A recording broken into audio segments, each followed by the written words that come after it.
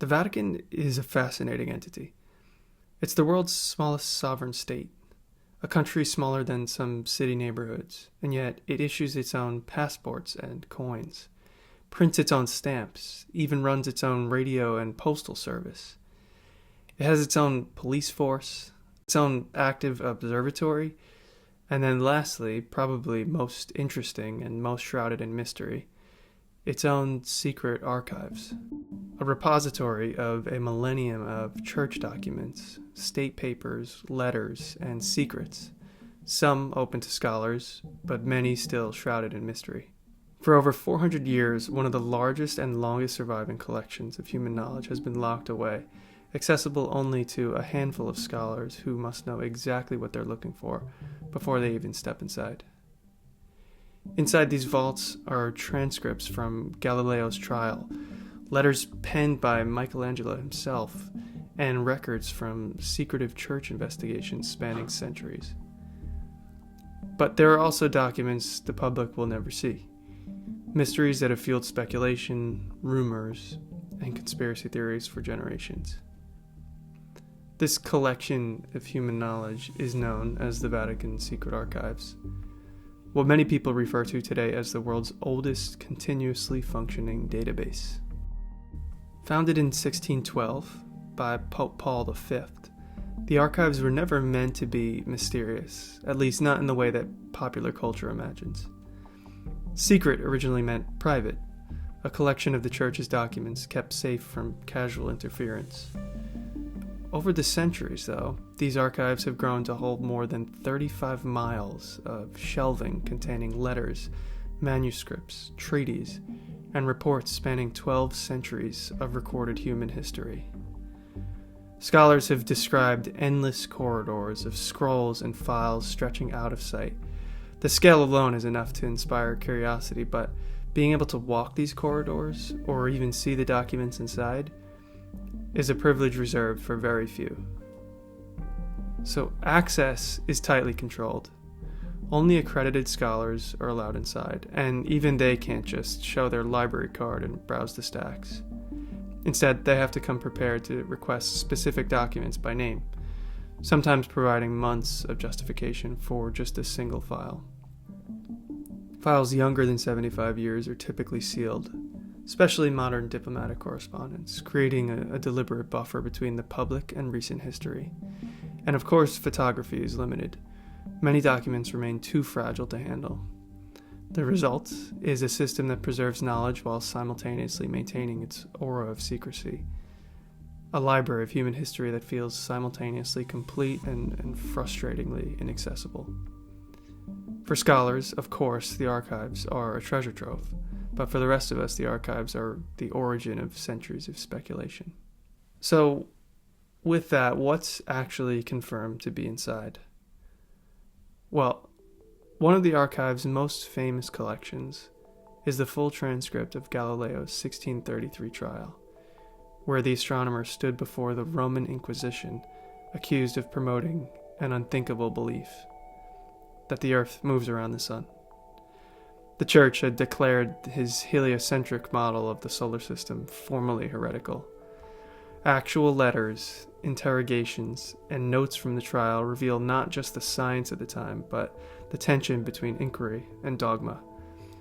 These records are reminders of how knowledge can challenge institutions and how those institutions can respond.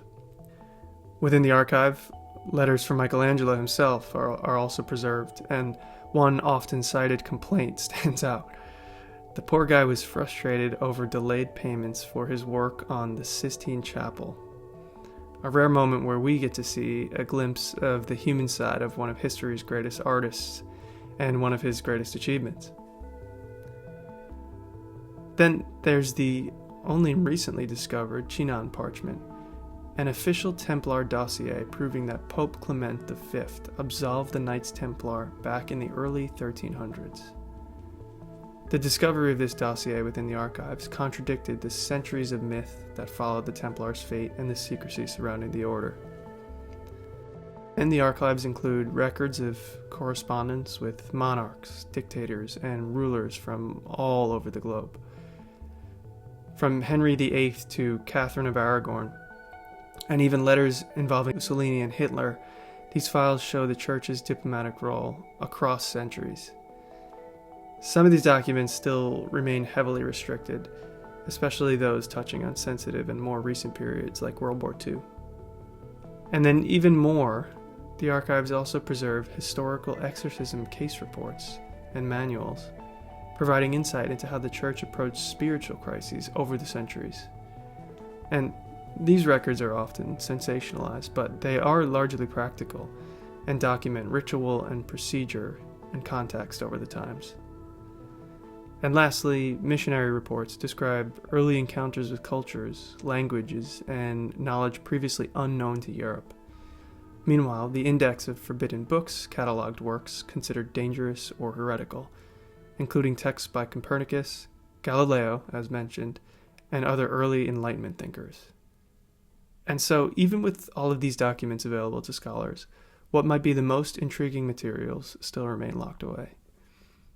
As stated, modern diplomatic files, for example, are sealed for 75 years to protect privacy and international relations. Some World War II-era correspondence, particularly regarding Pope Pius VII's interactions with Nazi Germany, remains partially restricted. There are countless inquisitorial records that are too fragile to handle or are still unprocessed. And then internal church governance files, financial documents, personnel records, and sensitive case reports are generally inaccessible. Yet their very existence fuels speculation because we know they hold secrets that could reshape our understanding of history. So, of course, secrecy invites myth.